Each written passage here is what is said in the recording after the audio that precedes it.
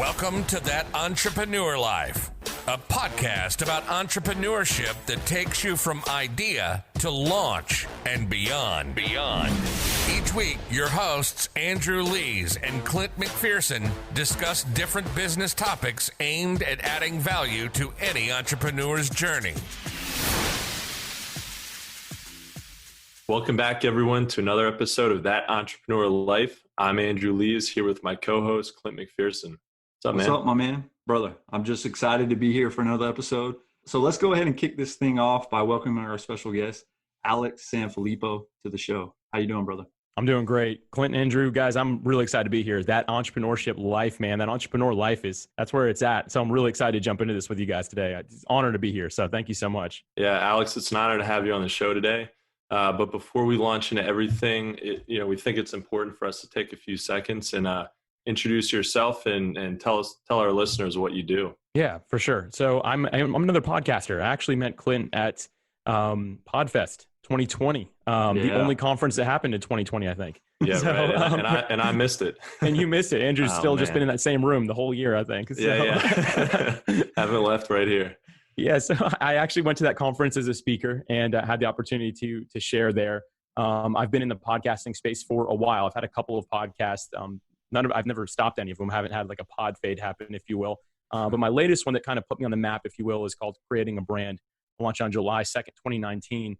It's an entrepreneurship podcast. That's why I'm excited to be here today. I love sharing on these podcasts. When you're the guy doing the interview, you guys know how it goes. You're the guy doing the interview. You don't necessarily get the opportunity to share a lot. So I always appreciate my audience loves when I share podcast episodes that I've been a guest on. So anyway, long story short, awesome. I've been in the entrepreneurship space.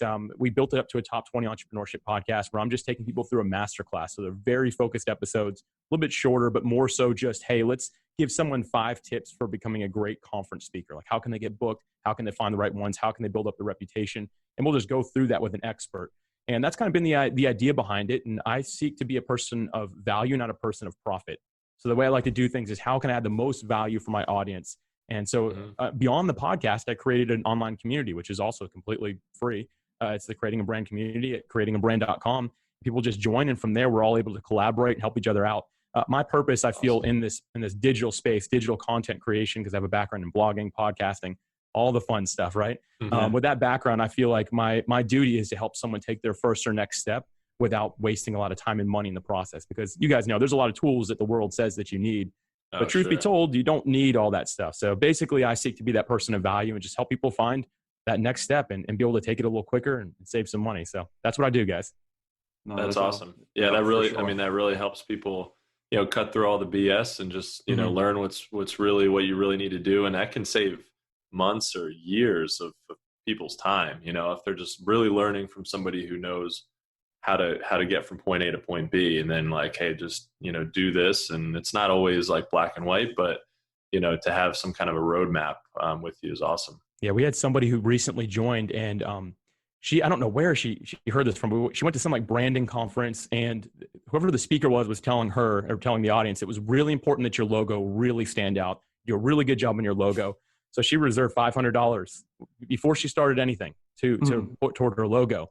And, I didn't talk her out of it, but me and some other people in the community, we commented on, we're like, hey, like maybe you shouldn't spend $500 before you launch your company on a logo. You're better off going to somewhere like canva.com, which is free, and just see if you can design your own. Actually ended up working great for her. She has like a natural ability to design. She created a beautiful logo for free and saved herself $500. And like, that's the type of thing that gets me excited when I can see that type of thing happening. And instead of just spending it, because it might've been a great logo, but you don't need it that early on. You can build into those type of things. Sure. Yeah, no doubt, man. I mean, I would agree 100%. I think those are just the things that, again, that when they're going through the process and they don't understand it quite yet, and they're hearing all this, they watch a YouTube video, they watch something on Facebook, and it's all about branding, or this, and then you have to reserve this for a logo, and you're like, dude, no, you don't. Like, right. Like, just let it evolve. I mean, you might not even know what your logo wants to be yet, right? You might not have that in your vision. You might not even have a mission statement yet. Yeah. How about you develop and mold all of that to know where you're supposed to be? What is your genius? And then let the logo come natural. Yeah. I think a lot of us, we want to compare our day one to someone else's year 20.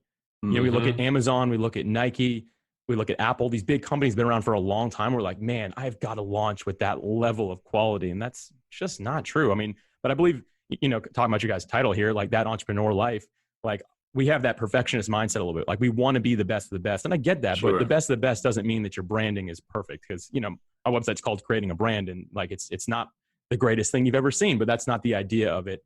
And I always encourage people to do this. Go to, I think it's called Wayback Machine. Like Internet Archive. Basically, you can look to see what websites looked like in the past. If you go look at Nike in the year 2000, which is the same year I started building websites, I was like a 12-year-old kid building better websites than they were building at that point. So it's kind of like, man, they'd even been around for a little bit, but you compare your day 1 to their day 20, you're always going to lose. So it's just a matter of getting out there, getting started, and seeing if you can actually add some value. Absolutely. Yeah. Not going crazy from the beginning when you don't know whether or not you really have a business yet. Figure that out first, and then go from there. Yeah. So Alex, with all that said, man, can you take us back, talking about jumping in the time warp, right? And take us back to where your entrepreneurial journey started and what it is about entrepreneurship that you're passionate about. Yeah, this goes way back, and I'll keep this real brief because I feel like everyone in the world has heard the story. I've run into people that are like, oh, I heard you talk about this golf ball business you had. At the age of 12, I started selling used golf balls. Like I grew up in a neighborhood that had a golf course on it. And I watched these golfers across the street from my house hitting balls in the water over and over again. I was like, I bet I could get those out of there. What if they want them back? And I set up like Post-it, 7th tee box. I still remember it. And we started selling, me and some neighborhood friends started selling golf balls back to the golfers, and ended up making a lot more money than kids selling lemonade back then, like, oh yeah. We started, it was funny. We would be bringing $100 each every Saturday morning. And for like a 10-year-old kid, it's like, dang, that's pretty nice. Like that works pretty good. So so I started there, and it's funny, like it wasn't like a legitimate business. We didn't have like incorporated, we weren't incorporated or anything like that. However, I learned that I really enjoyed business. Like I liked the act of selling. I liked the idea of a profit margin, thinking about how much time it took us to do that. Was it a good return on investment? Like actually thinking about that at a young age. It was the first time in my life that I realized I was good at something. Like I wasn't great at video games, wasn't a great musician. I wasn't good at school. I wasn't great at sports. Like all these things are like, man, I must be good at something. And I figured I was actually business. So I kind of got like the entrepreneurship bug at that point in my life. And I had jobs. Like I've not been the guy who's never had a job. I've actually been in aerospace, a senior executive for many years now. And I love the aerospace industry. It's a great place to be. But that's kind of where I got my start. And all the way through it, I've just kind of kept these same principles of continuing to grow my mindset of what it means to truly be an entrepreneur and business owner. That's awesome. How did you get the golf balls, by the way? We used, I don't know what they're called, but we call it like a golf ball retriever. That's probably what it's actually called. But it was like this thing that would extend to like 20 feet and it was just perfectly could scoop up a golf ball out of the lakes. And we would just use that. So, and then some of my other friends were a little crazier. They just get in the water and go for it. We made it happen, man. There you go. I was going to say, who go get it. Yeah. I was going to say, who jumped in the water? Not me. That's awesome. Yeah. And it must have been pretty clear water if you could just go in there and scoop it out. That's good. Yeah, that's awesome, man. Well, so Alex, on your website, on the About page, I noticed a note directly from you stating that many of us waste time and money while growing our brands, and that you wasted time that you didn't need to waste, leaving you feeling alone on your journey. Mm-hmm. I know that over time you were able to learn, gain traction, and grow. But how important is time management in everything you do as an entrepreneur? Yeah, that's a really good question, because it really is key. So I was making mistakes early on just because I didn't have a community. I didn't feel like I did. I didn't even know where to look for that. And that's one of the main reasons I'm offering a community for free, is just so people can maybe not go through some of the heartache that I went through.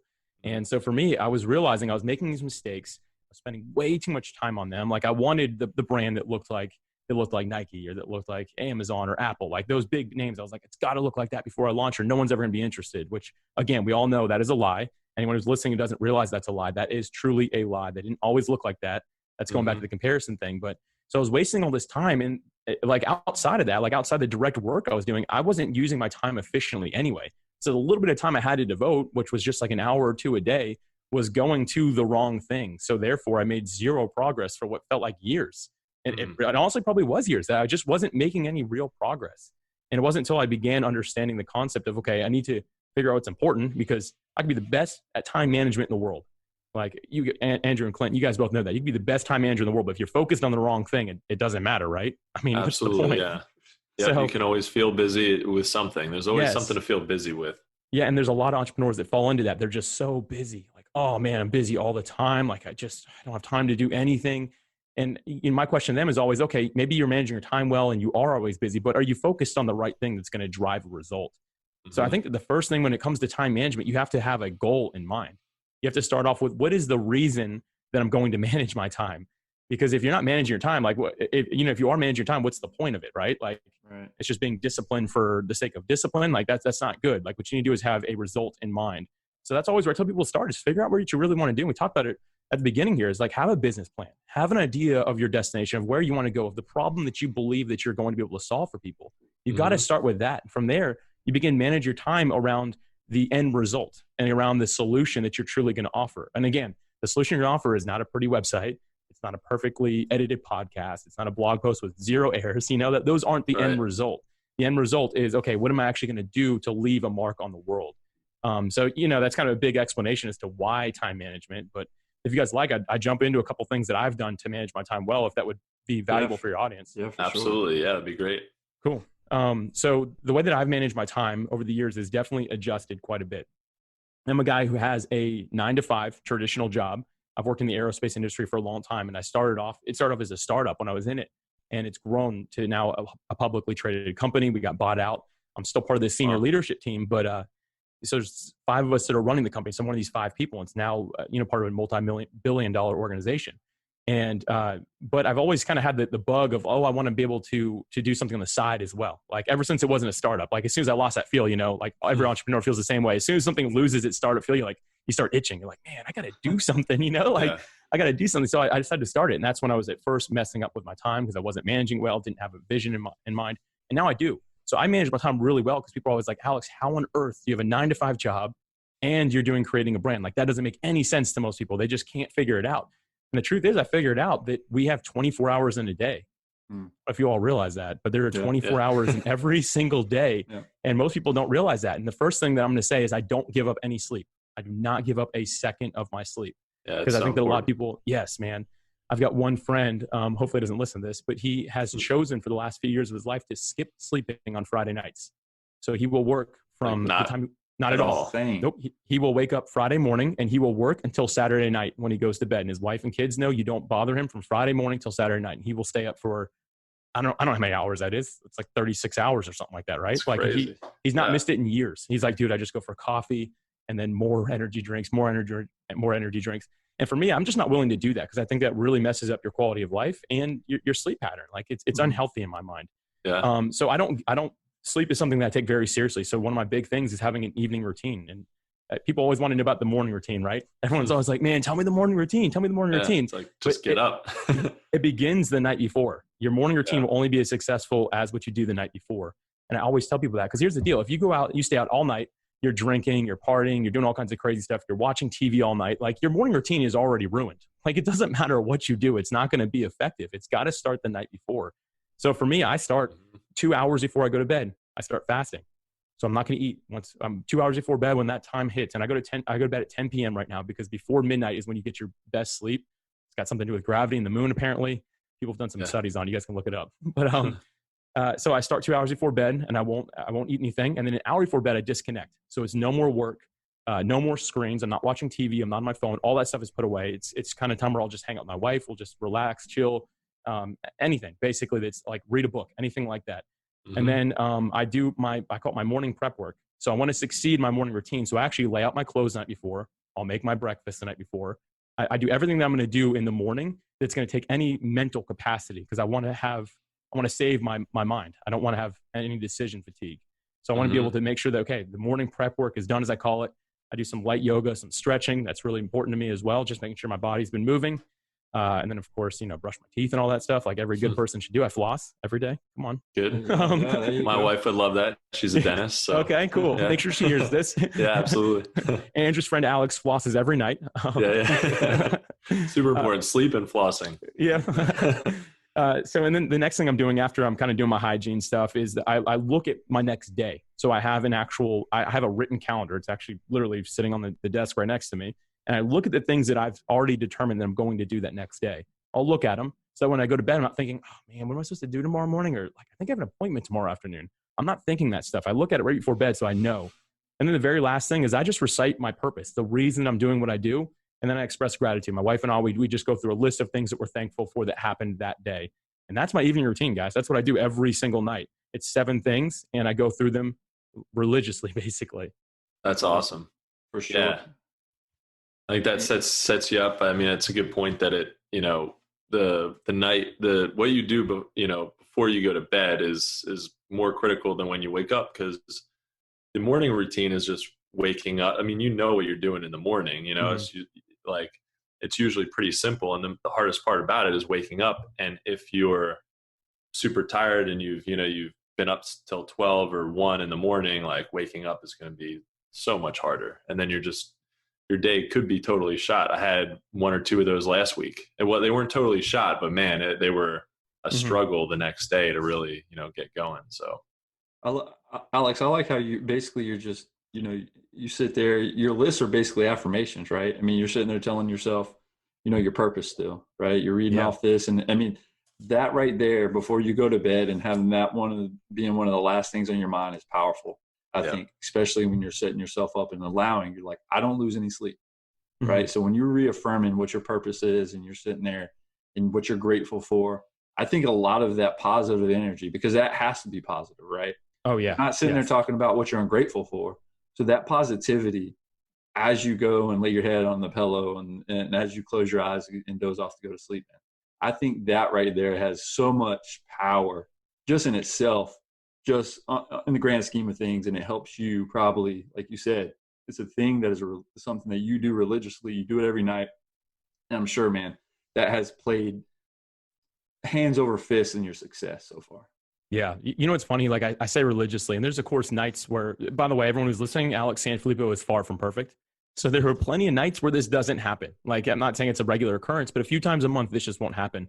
And to Clint's point, it makes a huge difference when I'm not expressing gratitude. I'm not reviewing my purpose, but I'm not just doing those 2 things, like skip the rest of it. When I'm not doing those things, I go to bed and wake up in a different mood than I do if I actually do those things. Like feeding that positivity to yourself will cause you to sleep better and to wake up better. And it truthfully does, because as soon as I wake up, I'm thinking about that purpose already. I'm like, man, it's another day when I get to do my best to fulfill that purpose. And for the record, guys, I'm a night person. I love staying up until like 1 and 2 in the morning. I choose not to do it because I found that I get better sleep if I go to bed earlier. And I've set that alarm for 5:30, which I can get in my morning routine as well. It's really quick. But I wake up at 5:30 in the morning. I'm also not someone who enjoys waking up in the morning. But again, going back to remembering that purpose and the reason that I'm doing what I do, this is the cost. Like really, this is the cost of living a life on purpose. Mm-hmm. Yeah. And it pays off, right? I mean, like you get to a point where you can look back and say all of that, sacrifice or whatever pays off. But then I think you also can get to a point where you don't even look at it as sacrifice, because it gives you a better lifestyle as well. I mean, I think I feel the same way about like when I do get better sleep, when I am a little more regimented, and I do like to watch a little TV before bed sometimes, but just kind of wind down. But that's my guilty pleasure. But yeah, I mean, when the things that I do more on a routine basis that kind of set me up for success, really, like it feels better in the long run anyway. It doesn't feel like it doesn't usually feel like I'm giving anything up. So when you make it a lifestyle, when you make it something that like you're not just going to do for a few months or a couple of years, and you're like, I'm going to do this forever because it just makes me a better person and makes me better, helps me with business and gets me closer to my goal, then it's like a no-brainer. Yeah. And, the stuff I'm sharing, like, isn't, I'm glad you brought that up, because you mentioned TV at the end of the day. The 7 things I'm doing are not like, this is not what you have to do. I'm not saying you've got to do them. Yeah. Like if you need some time to decompress and TV is what does that for you, great. TV amps me up and I get wired. Like I'm super ADD. So like TV before bed, like I can't sleep. So I've just chosen not to do that, but like some other people, that's how they decompress. And that's fantastic. Then watch some TV before bed. I don't recommend like watching the news or anything super negative, because it goes back to what Clint was saying, that like, you got to feed yourself that positivity. But like, for me, I always recommend people, hey, make 7 things. So that's what I do. Like I actually came up with, I call this a framework. It's a daily 3x7. So I have like 3 different categories of my daily habits, my evening routine, my morning routine, and there's 7 things in each of those 3 categories. And I've designed it because it works well for me, but everyone's gonna have a different 7 things, if you will. But I always find that's kind of like the sweet spot. Yeah, I mean, I would agree. I think whenever to our listeners, I mean, you have to find out what works for you, right? I mean, whether it's doing and setting up a process that Alex has, something, decompressing like Andrew, watching TV, whatever it is, whatever works for you at that given time, or whatever. And it takes trial and error, right? You didn't just happen to wake up one day and all these categories that you came up with, right? 7 steps, they just fell into place, right? It was things that you had to try, and there's some adjustment going on. And so everybody, like you said, it's not something it's not a must do, but it is very encouraged to try to find what works for you. 100%. Couldn't have said it better, man. So Alex, man, let's talk about, I view time as gold, man. Right. Yeah. So because you mentioned, and if everybody's not tracking, we do have the same 24 hours in a given day. Right. And so we're all on the same page there. So when you're looking at maximizing every second, because every second to me, like I said, is gold and is important, especially for us as entrepreneurs. And with us as entrepreneurs, we're typically busy with scaling the growth of our businesses. And so that all the things that we have to put on the coat hanger or line up in order, the huge to-do list, I might want to say, if I can say it that way, that we allow to just get in our ways at times, right? Out of your process, what is the most effective thing that you've tried, or the most effective time management tip that you currently do that helps you? Is it something like, obviously I think not ensuring everything's perfect is a big holdup for people. Everybody wants to release that perfect thing, right? Is it saying no? Is it prioritizing? What is it, brother? Yeah, I mean, prioritizing, like you said it there at the end. I mean, but I'll kind of explain the way that I've been able to do this. Is I love Getting Things Done by David Allen. His methodology that he shares is fantastic. He just has a few steps. Basically, his thing is anything that's in your head, get it out on paper. The way I interviewed him a couple of weeks ago, and the way he said it is that your head is a crappy office. And I think a lot of entrepreneurs, we got ideas how often do you guys have ideas, like for real, like an idea that hits, it's actually probably a pretty good idea. And you're like, dang, there's another one that's just like fantastic, But a lot of times the problem is we let that idea live in our head. And it's actually been scientifically proven that you cannot keep track of more than 4 things at one time in your head.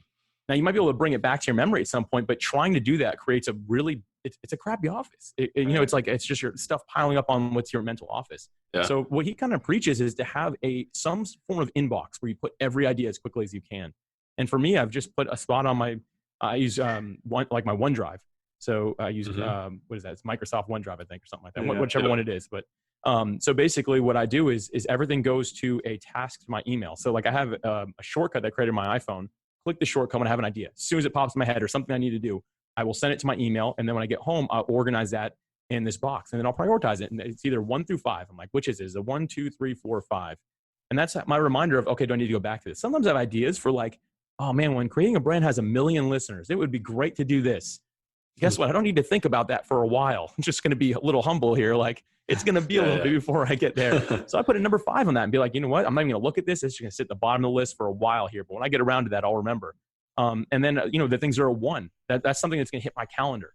So it's all about, for me, is just clearing that mental space. So for me, people are always like, Alex, you have such a good memory. It's because there's nothing sitting there. Like that's my office, that nothing is there. So when you tell me something, you're like, hey, will you remember this? Either I write it down right away, or it's the only thing I'm thinking about for the next couple hours, And that's why for me, the morning routine, kind of going back to it, is so important. Like I mentioned the night before, how I actually get everything ready for the morning after. Even if I'm going to go to the office, I go as far as backing my car in, so I don't have to think about what's behind it. Like I take it seriously, guys. Like decision fatigue is a real thing. I do my best to not make a bad decision. And this is one of those things I had to learn over time. At one point in the aerospace company, I made a really very poor decision that I didn't need to make. Cost the company potentially millions of dollars. And it was just kind of like, because we're a big company, it was just a slap on the wrist. It was like, all right, come on, Alex, like, you know better than that. And the thing is, it was dumb, and I didn't need to make that mistake. But the problem was I was thinking about so many other things that didn't matter that I made this mistake, just not even thinking about it. It just kind of rolled. It was just on that, that crappy office. Like, I'm thinking about 10 things right now, just do this and it'll be fine. And I held myself responsible for that personally. The company, again, no one really cared. But for me personally, I'm like, Alex, you're better than that. Like, you don't need to be making mistakes like that. I wasn't trying to beat myself up. I just knew that there had to be a better way. And that's when I discovered David Allen's Getting Things Done, the GTD methodology as it's known. And I just decided, you know what, everything is going to get written down. So that's why every day I have a checklist. I have things that I'm setting out to do. And the rest of it is going to hit this list. And that's kind of the way I do it, guys. I just keep my head as clear as I possibly can. That's awesome. Yeah, I think it's really important to write things down. Actually, my grandfather used to tell me that all the time. He's like I would tell him something, an interesting idea, even when I was a kid, about something, you say, just write it down because you won't remember. Mm-hmm. And I think for a while I was like, oh no, I'll remember. And then, then you really realize that, even you won't, then, you never do. Yeah. So, it's super important. And if you can stay organized with those notes, that's the thing. I've got it organized. That's the thing. And organization, if you guys don't mind, I'll mention that real quick as well. Have you guys ever, I don't know if you ever heard this book, but it's called Deep Work by Cal Newport. I've never heard of it. Phenomenal book. And he just talks about the concept of focused work. And I think the other thing that I would mention that has helped me excel so quick is the fact that I'm focused. So when I'm working on something, like I've decided this is my task for the day, this is really important. Mm-hmm. My cell phone is away from me, or it's off, or I have no notifications on. I'm not getting on social media. I don't have 6 windows up. I have the one thing that I'm working on in front of me. And I have that extreme focus for as long as I possibly can. I've learned to take breaks. I know where my limit is. And then when I need to get up and do something, but the problem that many of us have is we start working on something, but then it's like, oh, just got a text. Might be important. Mm-hmm. Oh, wait, I should check my email real quick because I was waiting on this while I'm at it. And I wonder if, my mom posted anything on Facebook today. Like it turns into all that before you know it. An hour that was supposed to be really productive turns into 15 minutes of unfocused work because of everything else. So I think something that really sets me aside, people are like, how do you do so much? I'm like, I just do one thing. I just focus on one thing. And that's been really helpful for me as well. And that's huge. That's huge because when you're talking about the David Allen book and the things that you lay out, it just reminds me of the prioritization and delegation matrix that's out there. Where you break it up into sections, right? Your 1 through 5 is almost similar to what they have laid out, right? It's the must-dos, which are the tasks that typically require your full attention, and they have serious repercussions for if it's not done or completed immediately, right? Mm-hmm. And then you have the should do. The should do is the tasks that require, your monitoring, but something that you can possibly delegate because there's no real serious repercussions with it. But, especially if it's not completed immediately, okay? And then the would do. The would do is the tasks that require your full attention and have moderate to no repercussions. Right. And so, and then the could do is the last one, right? Is the ones that is basically a task that has no immediate effect on anything, no repercussions, and something that you can delegate. And again, if it doesn't even get done, it's doesn't even really matter, right? Right. And then I really think looking at the unstructured time. Because like you mentioned, health is a huge thing. And unstructured time is not exactly how it sounds or seems, but it's like the things that you've allocated to do nothing. Right. And then it's just like, what do you do with that time? Is it to watch the TV? Is it working out? Is it taking a nap?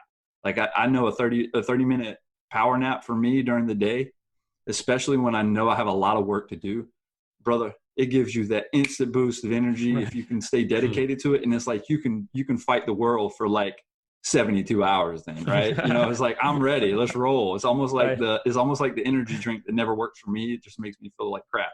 Right. But I just think that's powerful, man.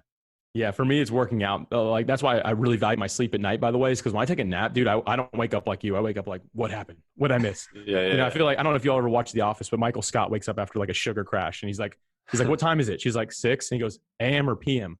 And that's how I feel after taking a nap. I'm like, what day is it? Where am I?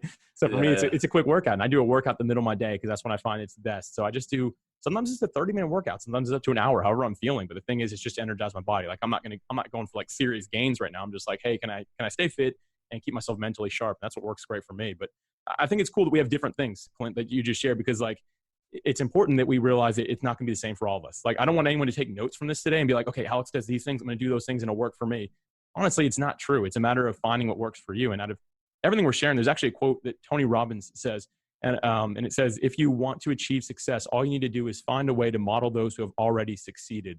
And, I'm sharing some things today from like David Allen, Cal Newport. We're sharing some other things as well. We didn't make this stuff up. We're just finding the things that work that other people have done successfully. And we're implementing the pieces that really fit our personalities and just the way our DNA is structured, right? We're doing the things that actually work well for us. I think it's really important for the audience to keep in mind is you just got to find it and consider it part of your entrepreneur life. Like it should be part of your entrepreneurial life. This is just a little thing that you have to do along with building a company. Because if you think of yourself in 5 years and you have like a massive company, the best thing you can do for yourself is be the best version of yourself and running at an optimal level, because you're going to need that at one point. Maybe like right now you can kind of slack off and do all that. At one point, if what you're doing is going to grow, you need to be the best that you can possibly be for that thing. Sure. Yeah. I mean, at some point people will actually count on you. You might have employees who are relying on your business to succeed so that they can, live their life. And so there become larger consequences that, you just need to be, I agree, just the best version of yourself, whatever that looks like. Right. So, and that can look very different for other people. That's very cool. Well, Alex, from, starting selling golf balls back to the golfers, which is awesome. So from that to, where you are now, what has been your favorite thing about being an entrepreneur? Man, I think it's just using my creative mind. There's a quote that I say that I say this every time I speak publicly. I tell people they have greatness and creativity within themselves. You have greatness and creativity within yourself. And I found that to be the most true thing. I believe that we're all created beings that were made to create. And when you can exercise that side of your mind, man, it's so beneficial. And I think that a lot of people, they don't realize, they're like, well, I'm not really creative. And yes, you are creative. Everyone is creative. It just looks different for each of us. Man, if you told me to I have 3 whiteboards behind me. That's all my wife's handwriting because no one can read my handwriting. And so I'm not an artist by any means, but you know what I'm good at? I'm great at building a spreadsheet that's going to tell me when I'm going to profit. That's creativity in my mind. And that's what it means for me. So I think the biggest thing that I've learned and the biggest joy that I've had is just being able to use my creative mind the way that it looks.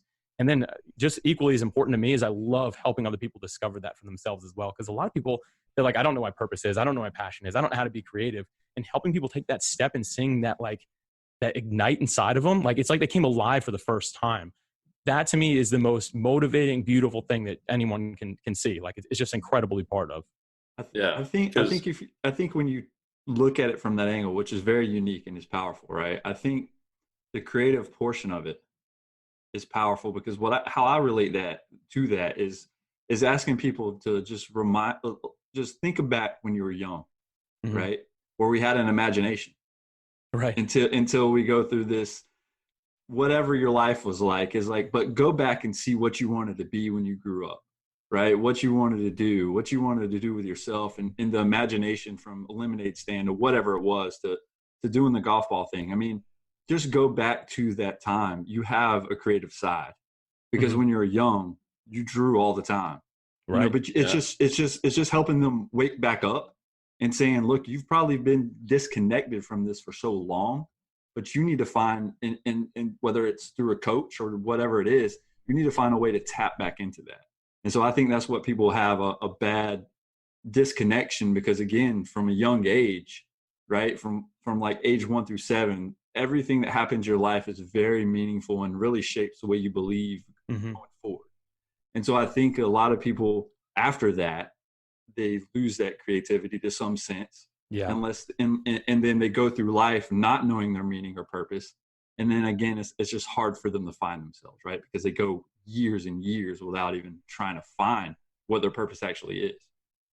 Yeah, I believe that the world has a plan for each of us, and it's not as great as we think. The world has a way of keeping you busy and always keeping you behind and never achieving what you really want to do. And it goes back to what you're talking about. When you're 1 through 7, that's foundational. And oftentimes the people that really find this creativity, they step back when they're like, man, I was talking about this when I was 6. My mom used to tell me I talked about this. It's true. Yeah. I interviewed and read a book by Rebecca Lyons. It was called Rhythms of Renewal. And her 4th one was Create.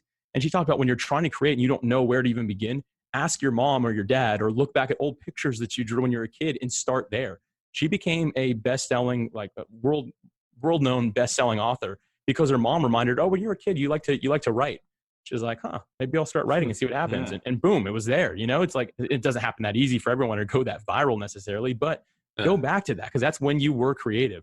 And, at first I wanted to be a Jedi and I wanted to be a cowboy and, there's something in there though. There was something in there at one point that actually made sense. And I think for me, it was that moment where I was like, wow, I really enjoy setting profit margins for my company at 10 years old, selling golf balls. I go all the way back to that, but everyone's got that. And it's important to go back to. And I recommend people get coaching, man. Honestly, if you feel like you can't find that for yourself, go to a coach, someone that you can listen to. I mean, some people look at that as a negative. Do that as a positive. You can get someone to draw that out of you and you're paying a couple $100 for it, like if it changed Step your life, is outside. it worth it? Right? I mean, it's worth it.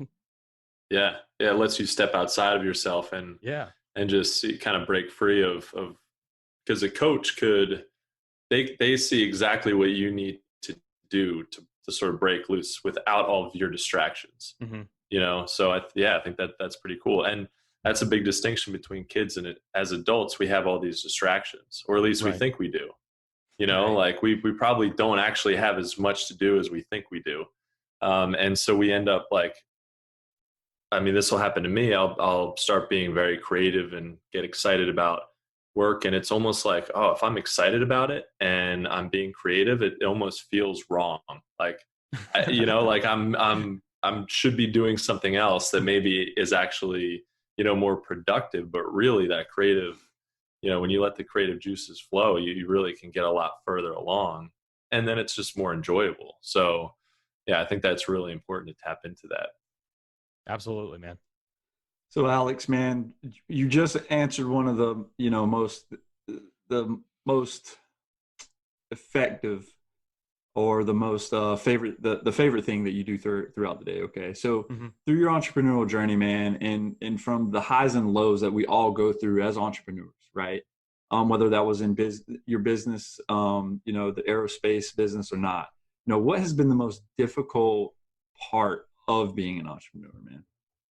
I think that it goes along with something that is both true and not true. So I'm going to kind of tread lightly here, but it can be lonely at times, because you do have to make decisions to say no to, especially if you're someone with like a lot of friends or you like to go out and have a lot of fun.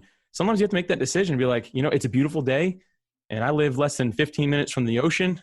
I could go to the ocean, or I could work on building my business, which I haven't been able to devote any time to. And sometimes you have to make that decision. And full transparency, sometimes it sucks. Like, I'm the guy that sometimes knows, like, I've got to make that decision. Today it's the right one. You got people calling you like, come on, man, why don't you come out and why don't you hang out? I'm like, today has got to be devoted to the business, and I've got to stay true to that. I'd say that's the most difficult thing, because you never want to feel like you're missing out on life. At the same time, it is kind of fake, because there is an unlimited amount of things that you can do. Like, you will never arrive. Andrew and Clint, you guys both know that. Like, you will never arrive. Like, there will always be like, you could achieve all your goals and be like, cool, what's next? Like, where am I going? Winning. Yeah, exactly. It's going to always go. I believe we have to have a mindset of we're continuously winning and growing, but you have to also make that decision and be like, you know what, today I'm not going to work. Today I'm actually going to rest. And the hardest thing for me has been to truly take what I call a Sabbath. So one day off a week where I really refresh. And it's a biblical term, but it's been proven to be very effective. If you take that one day off, you can force yourself to do it. You're actually much more creative and stronger the other 6 days. And it's tough for me, really tough for me to actually be able to do that. And it's something that I've been fighting for. But I'd say that kind of combination is the most difficult part of what I do, is making sure that I'm making time to get out with friends, but also knowing when I shouldn't do that, and then making sure that I have that rest, because of how important that is for us to really refresh and have that creative mind that we need. I love it, man. Yeah. So having that balance is really important. And yes, again, it can be different for different people, because if you think about your why, and if your why was to get to a certain financial point in your life, and you've achieved that, and of course you could always go further, but if you've achieved that and you're like, you know what, I wanted to get here, and then when I got here, I was going to take some time off, or I was going to, work half the time, or whatever it is, or retire for 5 years and, travel around the world, or whatever it is, you if you know what that why was, and what your goal was, then then that all makes sense, and you can have that balance. But if you're if you're continually trying to achieve the next level and the next level, that's awesome too. It's super exciting to have that, but also, like you said, it's necessary, no matter what your goal is, no matter what you're trying to achieve, that you have balance, and that you figure out how to rest, how to detox, take some time off, and separate yourself, so that you can get back to it even stronger and more efficient than you were before. Yeah, I think the big secret to that entrepreneurial life is that it's actually a journey, not a destination. I think a lot of us want to have the idea of like, I am going to hit X, and when I get there, then I'll have time for friends, I'll have time for a family, I'll have time for this. Yeah. But the truth is, like, first off, you may never get there. I don't mean to be negative, but you may never achieve that. You could spend your whole life doing that, or you get there and you realize you're absolutely alone. And I know a couple entrepreneurs that have done extraordinary well. I mean, some people that literally have millions of dollars of passive income. They don't have to work ever again. They're some of the loneliest people I've ever met in my life. It took them 10, 15 years to get there, and they just neglected the rest of their lives. They didn't have friends. They didn't have, I'm not gonna say they didn't have friends, but they didn't like actually, pour into those friendships and develop them further. They didn't ever get into a relationship with they had like short-term relationships with different women that they liked. And then they're still this day, they're like, man, I wish I was married.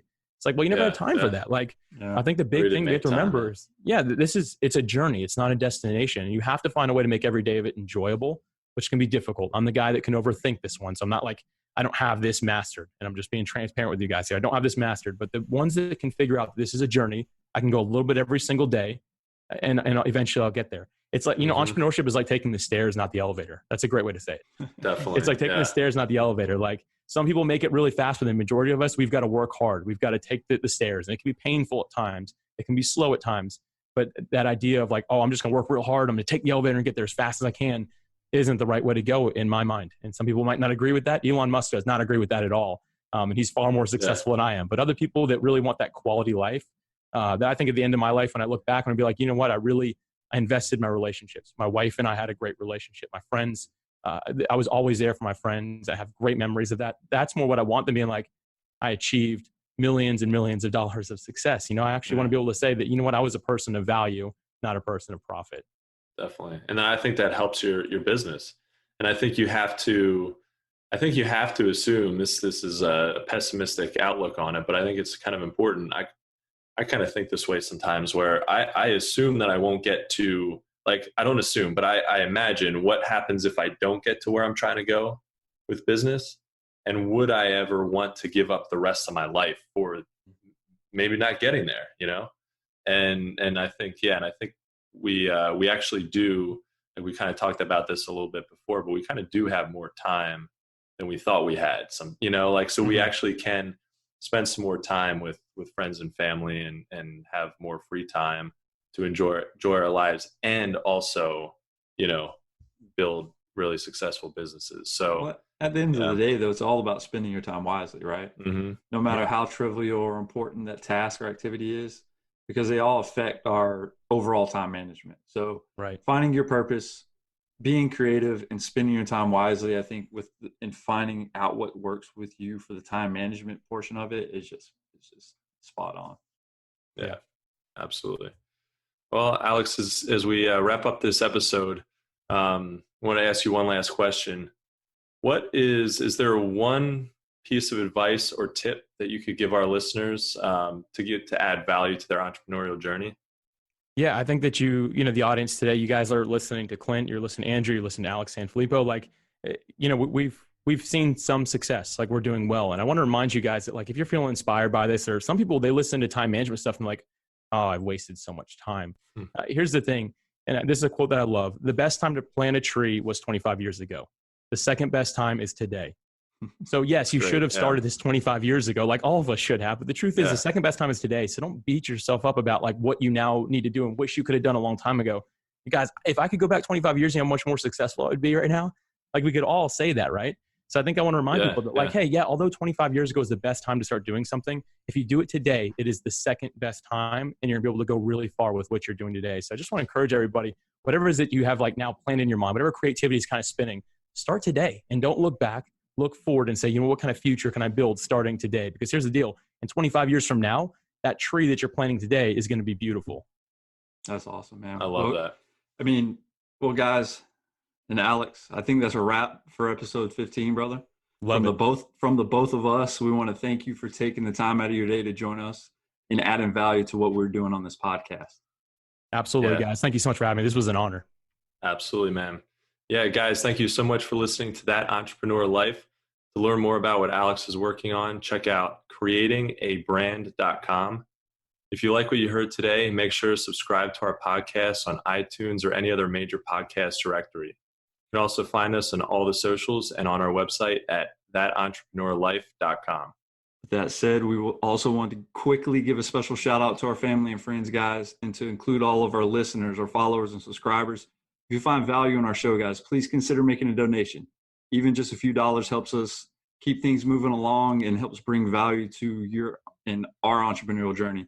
Thanks for continuing to support what we do as entrepreneurs. And don't forget to join us next week, guys, for another episode of The Entrepreneur Life. Thanks for listening to That Entrepreneur Life podcast. Be sure to visit thatentrepreneurlife.com to join the conversation, access our show notes, and discover our fantastic bonus content. Don't forget to join us next week for another episode as we continue to add value. Until next time.